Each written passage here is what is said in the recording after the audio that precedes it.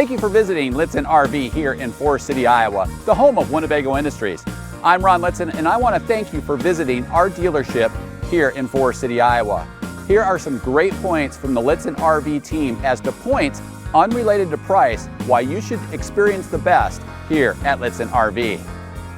New motorhomes from Lichtsinn RV have no delivery miles on them. We do not use delivery services like other dealers in which drivers live in the RV during transportation or tow their own personal vehicle during the crucial engine break-in period. There are no additional fees with purchasing in the state of Iowa, as a customer will pay their tax, title, and license in which the state that they register their RV. However, we do help in assisting titling your RV in your home state. As you can see, we help people day in and day out all over the United States and Canada with titling their motorhome. Due to our close proximity to Winnebago Factory, we're able to take advantage of cost savings over other RV dealerships. This allows us to provide you with low, no-hassle pricing. We offer free, thorough walkarounds with our guests at the time of delivery, where we take as much time as needed for our guests to understand every function, maintenance, and warranty item of their RV.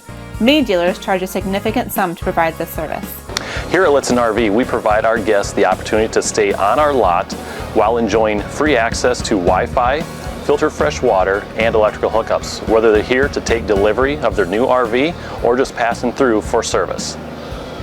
We work with several different lenders in order to secure you the most competitive rates and terms. We also offer insurance from several different insurance carriers such as Progressive and Nationwide.